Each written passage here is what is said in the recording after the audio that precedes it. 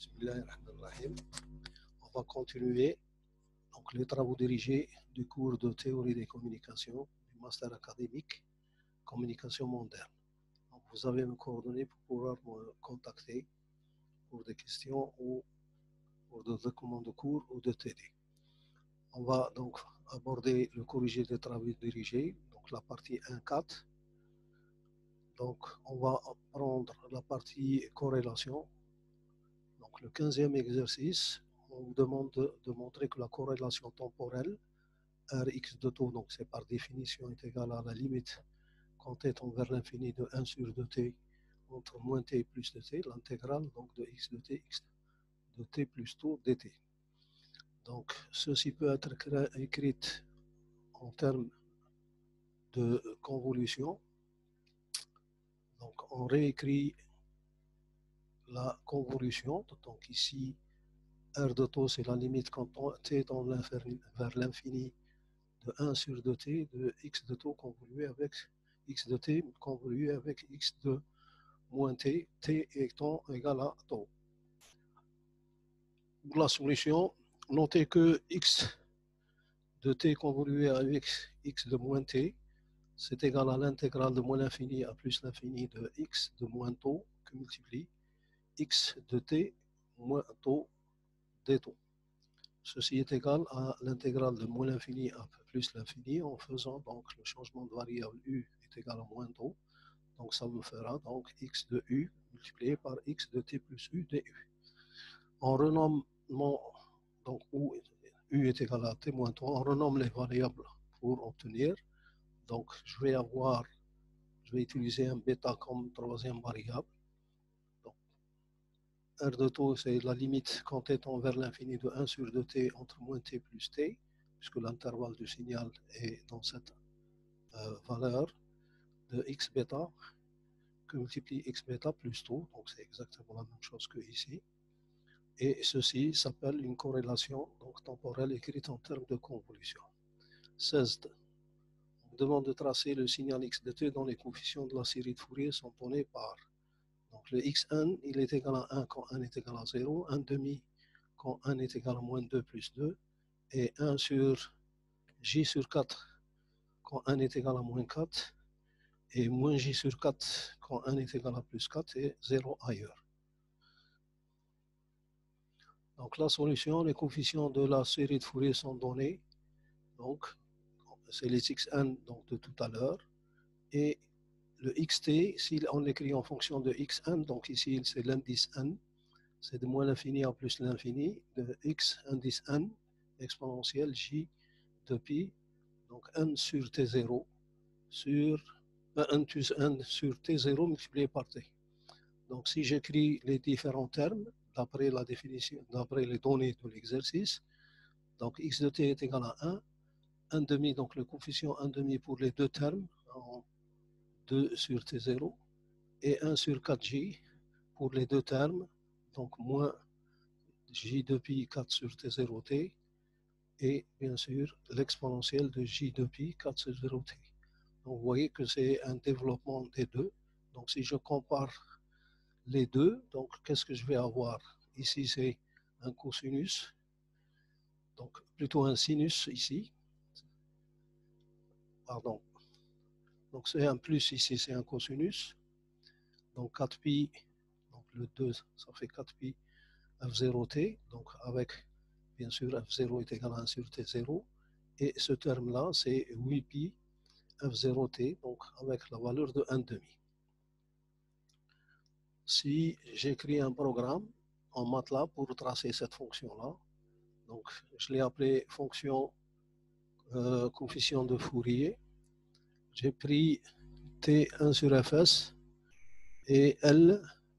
Donc attention ici, normalement c'est en noir, hein, donc je l'ai écrit en vert, c'est une erreur. Donc le t, il est compris entre 0 et L-1 que multiplie t. Et donc par exemple ici, t est compris entre 0 et t. J'écris l'équation y qui représente ce x de t, et puis je fais le tracé en donnant les différents axes, le titre et les différents axe le temps et l'amplitude. Donc ça me donne un signal sous cette forme-là. Donc le temps en millisecondes, ici la représentation temporelle et l'amplitude du signal en volts. Donc on voit que c'est jusqu'à 2 volts en ce point-là, bien sûr. On continue de l'exercice numéro 17. J'ai deux coefficients x1 et yn de la série de Fourier d'un signal x de t et y t respectivement, avec l'hypothèse que t0 est la période de x de t, exprimer yn en fonction de xn dans les cas suivants. Donc ici, c'est une décalée de t, x de t moins t0, et la deuxième, c'est multiplié par un facteur alpha, donc le temps est multiplié par un facteur alpha, donc c'est x de alpha t. Pardon. Donc je prends le premier cas. Il est périodique, donc le signal y de t périodique de période t0, donc exactement comme x de t. Et yn, c'est 1 sur t0, donc l'intégrale de 0 à t0. Donc le yn, c'est x de t moins t0, avec l'exponentielle moins j de pi, 1 sur t0, t dt. Donc je vais poser que v, c'est t moins t0. Donc je vais avoir 1 sur t0. Donc en faisant ce changement de variable lorsque t est égal à 0, donc v c'est moins t0. Et lorsqu'il est égal à t, donc je vais avoir moins t0 plus t. Donc ici, je vais avoir x de v. Et je vais transformer ce t en fonction de ceci. Ça me fait donc v0 plus t0, v plus t0. Et bien sûr, si je fais la dérivée, ceci est une constante, donc dv est égal à dt. L'exponentielle ici qui dépend de t0, je vais la faire sortir, puisque ici c'est la somme, donc ça va faire le produit. Et il me reste 1 sur t0, donc l'exponentielle avec les mêmes bornes que ici. Et je vais avoir x de v, l'exponentielle, donc ce terme-là, le plus t0, ça y est, il est là. Et donc ça va me faire moins j de pi n sur t0 v dv. Donc ceci est tout simplement x de n. Donc ce terme-là, c'est égal à x de n. Et donc, qu'est-ce que j'ai trouvé? Yn est égal à x de n, l'exponentielle moins t0. Et cette propriété, c'est ce qu'on appelle la propriété de la translation. Donc on multiplie toujours le x ici, puisqu'il y a une translation de moins t0, donc je vais avoir cette exponentielle moins j depuis n sur t0, t0. Pour le signal y de t est égal à x de alpha t, il est périodique de période t qui est égal à t sur t0 sur alpha. Donc par définition, on a, ça c'est la définition donc, des coefficients yn, donc de 0 à t0, 1 sur t, donc c'est exactement comme ici, mais ici je vais avoir le y de t avec l'exponentielle n sur t, donc exponentielle moins j depuis n sur tt dt. En remplaçant t par t0 sur alpha, je vais avoir, et bien sûr j'en remplace aussi yt par x de alpha t, donc x de alpha t, l'exponentielle ici, donc n alpha sur t0, puisque j'ai remplacé le t par t0 sur alpha, t0 sur alpha, et je vais avoir donc ce terme-là avec bien sûr les bornes. Donc lorsque c'est 0, donc ici c'est égal à 0, et lorsque t, si la borne t, je vais avoir t0 sur alpha. Yn, donc en faisant sortir, en faisant ce changement de variable, donc de v est égal à alpha t, donc je vais avoir x de v exponentielle n sur t0 alpha, donc le t je vais le remplacer par v sur alpha, et puis le dt je vais le remplacer par dv sur alpha. Donc en faisant les simplifications, donc vous voyez ici le alpha disparaît, il me reste donc n sur t0 v, donc dv, et ce alpha-là, il va se simplifier avec cet alpha. Donc, qu'est-ce que je vais obtenir? Je vais obtenir alpha sur t, de 0 à t0, x de v, donc 2j pi de n, donc moins j de pi n sur t0, v dv qui est égal à xn. Ici, il y a une erreur, donc normalement, j'ai un alpha, donc il devrait être normalement égal à alpha x de n. Déterminer la transformée de Fourier de chacun des signaux suivants.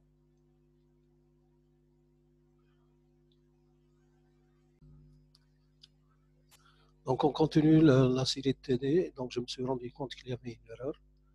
Donc en pesant V est égal à alpha t, donc je vais avoir donc y1 c'est 1 sur t0 de l'intégrale de 0 à t0 x de v l'exponentielle donc de moins j de pi n t0 v dv, et ceci elle est égale à 1 sur alpha x de n.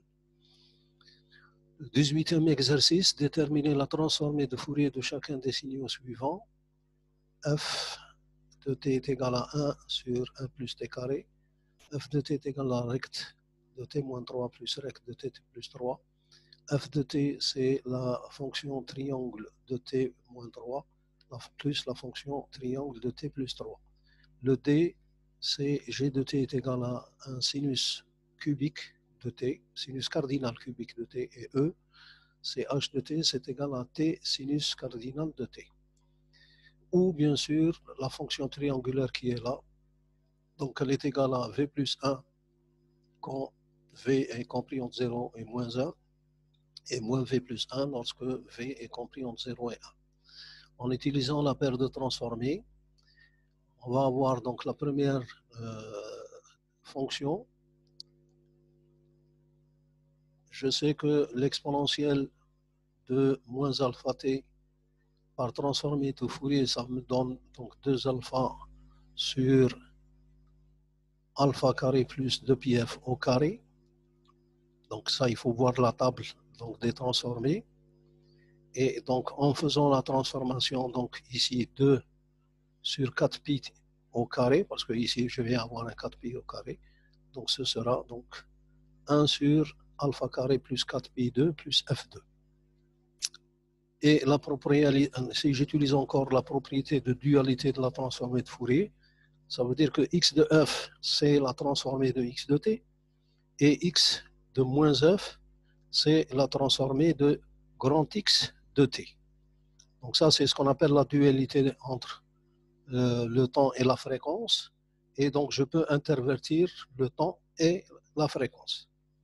On obtient, donc, à partir de là, je vais avoir 2 alpha 4 pi 2, et c'est la transformée de ce terme-là. Et bien sûr, c'est une dualité dans le temps, donc je change le f en t. Et ici, je vais avoir l'exponentielle, et cette fois-ci, je transforme le t en f. Donc, vous voyez cette dualité, on peut remplacer le temps et la fréquence, bien sûr, dans les deux membres de l'équation, et on aura toujours disons que ce changement est toujours valable et reste donc positif. En faisant alpha est égal à 2pi, on obtient, donc en pesant que alpha est égal à 2pi, je vais avoir 2 fois 2pi sur 4pi au carré. La transformée de ici alpha carré, ça me fait 4pi au carré sur 4pi au carré plus t au carré. Donc ceci est égal à l'exponentielle moins 2pi f. Donc 2pi f en valeur absolue. Donc en faisant donc le 4 avec le 4, ça va disparaître. Le pi avec, il me reste 1 sur pi. Transformer, donc ceci, ça va donner un 1 plus t carré. Et donc ceci est égal à l'exponentielle moins 2πf. Donc la transformée de 1 sur t, donc celle-ci, elle est là. Donc elle est égale à 1 sur pi. Plutôt elle est égale à pi exponentielle moins 2pi module de f. Donc ça c'est la transformée de Fourier de cette fonction A. En utilisant la propriété de translation dans le temps de la transformée de Fourier qu'on a montré tout à l'heure, donc quand on a une translation, on multiplie toujours par une exponentielle. Donc la transformée de f de t, c'est la transformée de cette fonction donc, qui est les deux rectangulaires décalés de t-3 et t plus 3. Donc ça va me donner toujours la transformée d'une fonction recte, elle est égale à un sinus cardinal de f. Et ici, je vais avoir, donc le décalage c'est moins j de pi f3. Et je vais avoir la même chose pour le deuxième, un sinus cardinal avec un signe plus ici. Donc c'est les mêmes équations, mais ici je vais une fois le moins et une fois le plus. Donc ceci va me donner donc, ici si je mets l'exponentielle et l'exponentielle avec le sinus cardinal, donc je vais trouver ici le sinus cardinal il est là, et les deux exponentielles, donc je peux les mettre, ça va me donner donc l'exponentielle de 6pi f. Le c, c'est la somme de deux fonctions triangulaires décalées de 2t plus 3 et 2t moins 3. Donc par transformée de Fourier, donc je vais avoir la transformée de Fourier de, donc là j'ai mis en facteur le 2 et ça me fait donc 2 fois t moins 3 plus 3 demi. La même chose ici, delta de f de 3, parce que ici j'ai le terme 3, ici j'ai le terme 2, donc je vais avoir la 3 ici, t moins 2 tiers, c'est égal à 1 demi, donc ici le 2, ça va me donner 1 demi, et c'est un sinus cardinal, ensuite que la fonction triangulaire a comme transformé donc un sinus cardinal au carré, donc de f sur 2, et ici le décalage donc de 3 demi, donc exponentielle jpf 3 demi. Pour le deuxième, c'est 1 tiers, puisque j'ai le terme ici 3, donc ça va me faire 1 tiers de sinus cardinal au carré, et je vais avoir donc de f sur 3. Tout à l'heure c'était f sur 2, maintenant c'est f sur 3, parce que j'ai ici la valeur 3. Et je vais avoir le décalage qui est négatif normalement, parce que normalement 1 il est positif, ici je dois avoir un moins.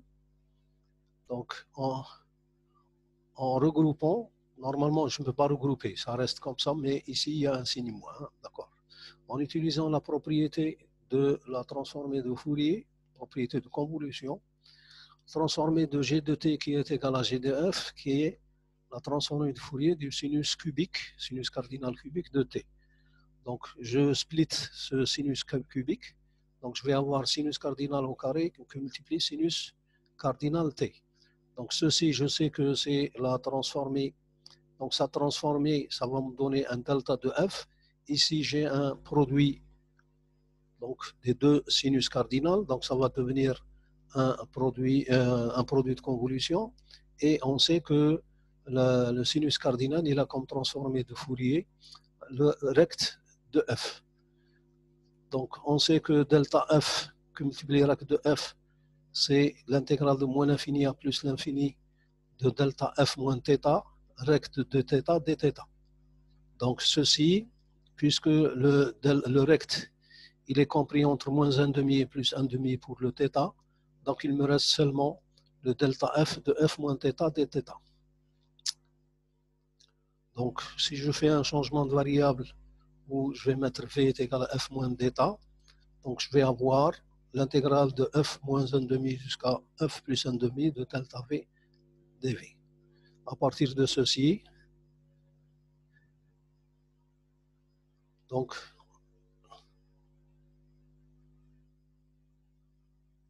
à partir de ceci, c'est le d.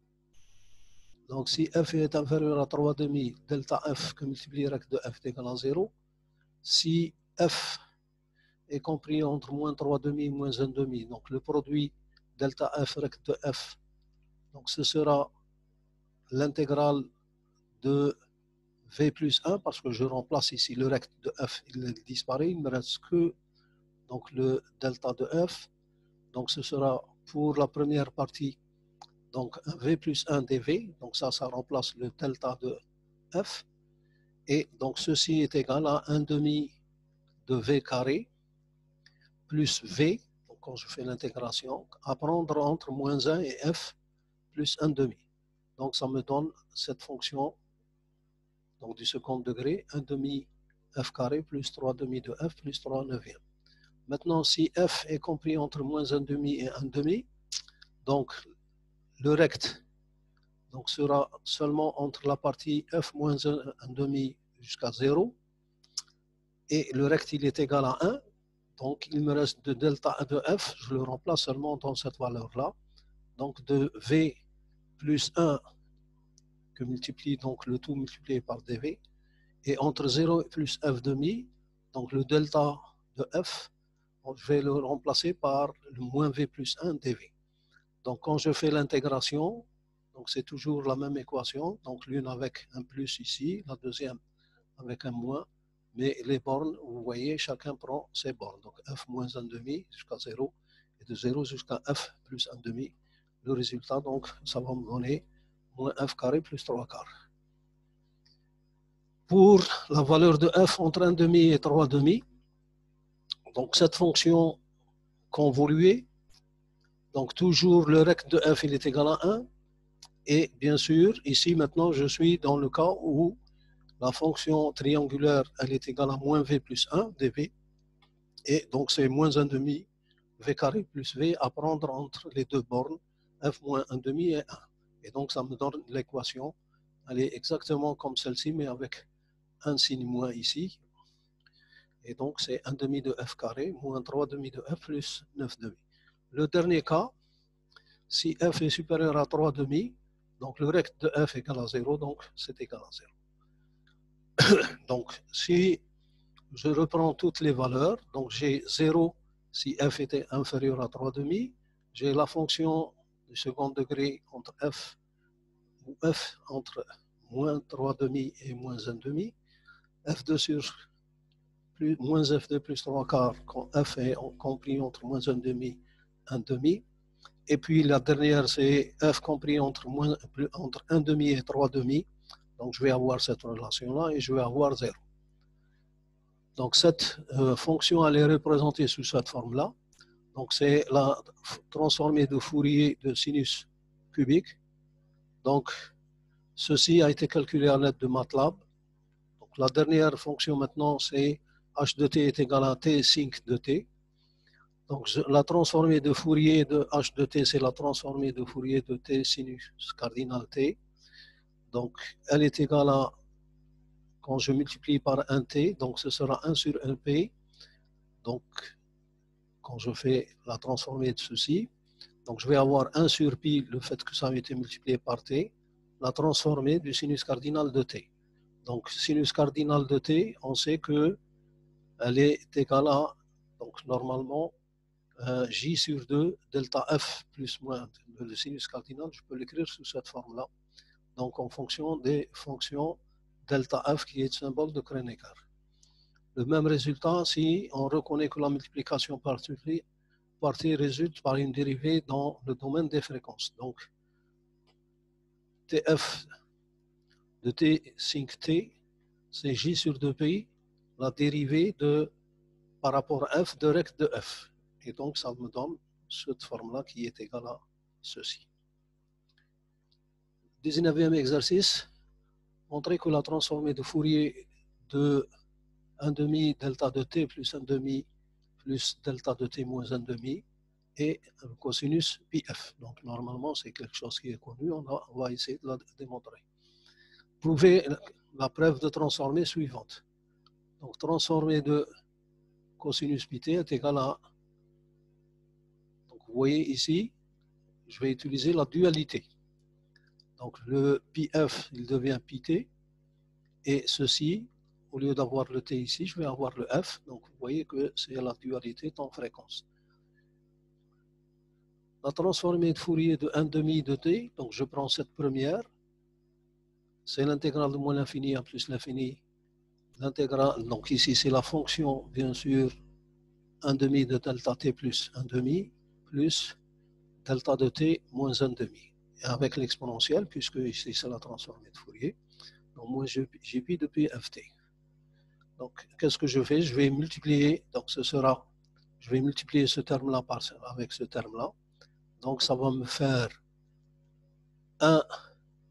Ici, c'est exponentielle JPF. Et ici, je vais avoir l'exponentielle moins JPF. Parce que ce symbole de Kronecker, donc quand je vais de moins l'infini à plus l'infini, il n'y a qu'un seul point. Et donc le seul point, c'est lorsque t est égal à demi avec le JP de f. Et donc je vais avoir ce résultat-là qui n'est autre que le cosinus de πf.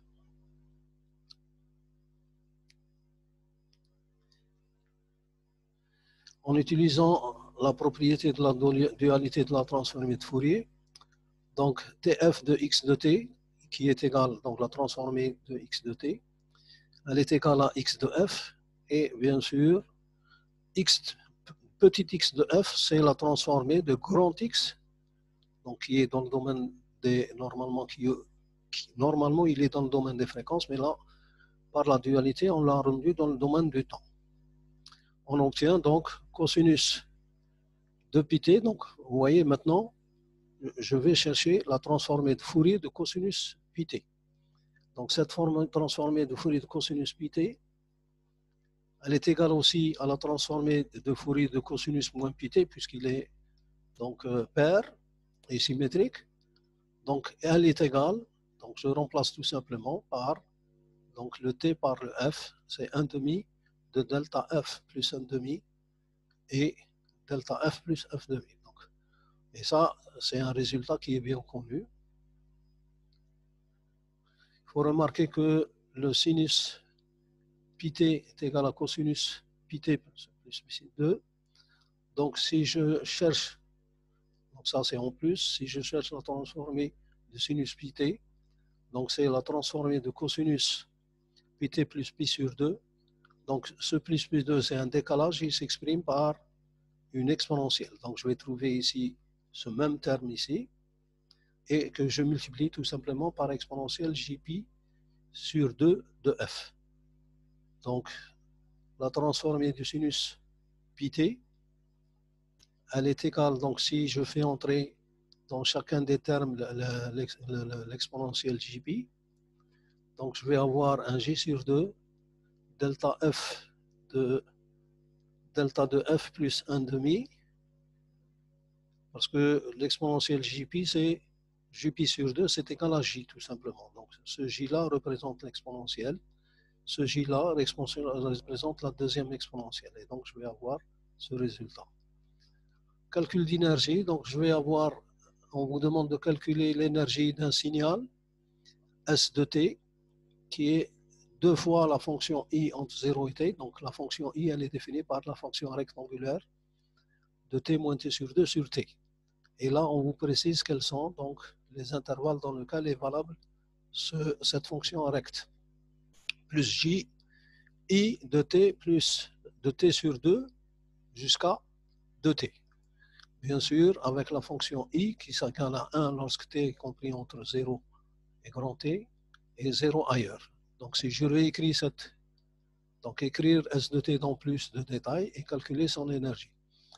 Si j'écris dans plus de détails, qu'est-ce que je vais avoir? Donc entre t et t sur 2, je vais avoir ici deux valeurs. Donc ici, entre t et t sur 2, je ne vais avoir que cette valeur-là. Et donc c'est 2 fois la fonction rectangle, donc elle est égale à 2. Dans l'intervalle de t sur 2 jusqu'à t, donc ici vous voyez, ce terme-là, j'ai pris seulement la partie comprise entre 0 et t sur 2. Maintenant, je vais prendre la partie entre t sur 2. Donc j'ai un 2. Et ici, entre t sur 2 et t, je vais avoir une valeur qui est plus j. Pour la dernière partie, lorsque t est compris entre t et 2t, qu'est-ce que je vais avoir? Je vais avoir seulement la valeur de j. Pour calculer son énergie, donc l'énergie de S de t, donc je prends les différents termes, donc de 0 à t sur 2, c'est 2 au carré. De t sur 2 à t, c'est 2 plus j au carré. Et bien sûr, entre t et 2t, je vais avoir la valeur de j au carré. Donc ceci va me donner, ici c'est un 4 normalement. Ici, quand je développe bien sûr la relation au carré, donc c'est 4 moins 1 plus 2j. Et ici, je vais avoir toujours les j2 égale à 2. Et donc ça me fait 4 de t sur 2 pour cette valeur-là. Ici, je vais avoir 5 de t sur 2. Et la dernière, ça va me donner t. Donc ça me fait 11t sur 2 comme résultat. Calculer l'énergie du signal suivant. Donc S de t est égal à l'exponentielle moins valeur absolue de t plus j de pi t. Donc toujours, je prends ceci, c'est l'énergie, c'est la norme. Donc l'intégrale de la valeur absolue de la fonction au carré dt. Donc ici, puisque c'est une exponentielle, donc je peux la séparer en deux, ici les deux exponentielles. Donc là, c'est la partie où je vais avoir moins 3t, l'exponentielle moins 3t, en valeur absolue au carré, que multiplie bien sûr l'exponentielle j de pi t au carré dt.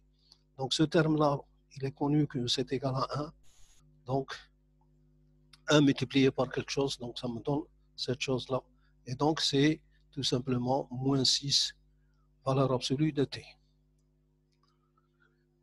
Si je calcule donc cette intégrale, donc ce sera ici, puisqu'elle est paire, donc c'est 2 fois l'intégrale de 0 à plus l'infini moins 6t, donc ça me fait 2 sur 6 exponentielle moins 6t à prendre entre 0 et l'infini. Donc quand c'est égal à 0, donc je vais avoir 2 tiers. Ce terme-là, exponentielle moins 6t est égal à 1, donc ça me donne 1 tiers. Pour l'infini, donc on suppose qu'elle est égale à 0. Parce que l'exponentielle, elle tend vers 0 à l'infini. Classer chacun des signaux suivants en tant que signal d'énergie ou signal de puissance en calculant l'énergie E ou la puissance où A, θ et oméga et tau sont des constantes positives réelles. Donc la première, c'est un sinus cardinal, un sinus oméga t en valeur absolue. X2, c'est A tau racine de tau plus jt. X4, c'est rect de t sur tau plus rect de t sur 2 tau. Si je prends la première, donc X1, c'est A, valeur absolue de sinus, oméga t plus θ. Le signal est périodique de période oméga sur 2pi qui est égal à t sur 2. Donc j'écris le calcul de P1. Donc il est égal, P1 est égal à 2 sur t, l'intégrale de 0 à t sur 2, A carré sinus carré t. Donc on sait qu'un sinus carré peut être écrit en fonction de 1 moins cosinus 2x sur 2. Donc puisque c'est au carré, donc ça me donne un 4. Le A carré, donc je le mets ici, et le t. Et donc je vais avoir cette fonction-là au carré dt. Et donc seul le terme 1 va me donner un t sur 2. Donc ce terme-là va me donner t sur 2. Donc t sur 2, les deux A disparaissent et il me reste seulement le 4. Donc c'est égal à 1 demi. Donc le résultat, il est aussi développé ici. Donc ce terme en cosinus et ce terme en cosinus vont donner des sinus.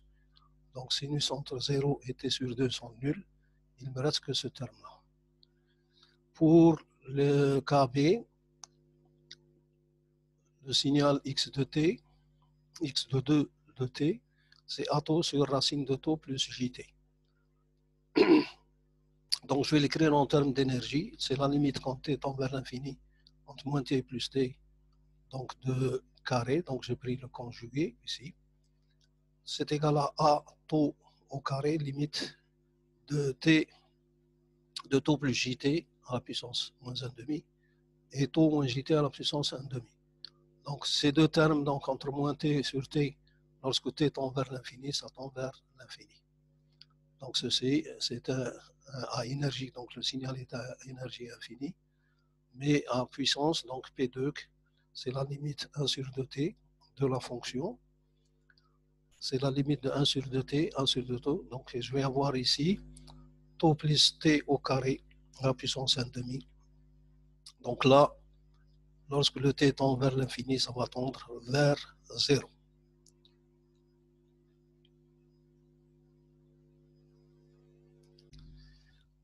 L'exercice C, c'est la somme de deux fonctions rectes.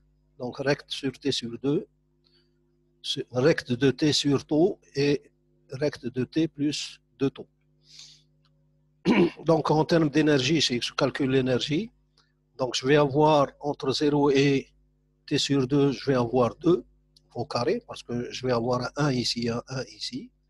Entre taux sur 2 et taux, je vais avoir seulement ce terme-là, puisque ici c'est compris entre 0 et taux. Donc ça va me donner 1 au carré dt. Donc ça va me faire 8 taux compris entre 0 et t sur 2, et taux compris entre t sur 2 et taux. Donc ça va me faire, le calcul ici, ça me donne 5 taux. Maintenant, on vous demande de représenter les signaux suivants. Donc x1, c'est la fonction rectangulaire de 2t plus 5. x2, c'est la fonction rectangulaire de moins 2t plus 8. x3, c'est la fonction rectangulaire t moins 1, que multiplie un sinus de pi t. x4, c'est la fonction x de 3. Donc attention, dans l'énoncé, j'avais mis x-3. Donc normalement, c'est la fonction x3 décalée de moins t plus moins 3t plus 4. Et x5, c'est la fonction recte de t sur moins t sur 3, pardon. Donc le x1, c'est recte de 2t plus e, donc c'est décalé de la valeur de cinquième. Donc vous voyez, donc ici, le décalage c'est moins 5 demi, et c'est la fonction recte qui est égale à, donc l'intervalle à 1 demi, et jusqu'à l'amplitude elle est égale à 1. Donc ça c'est le x1.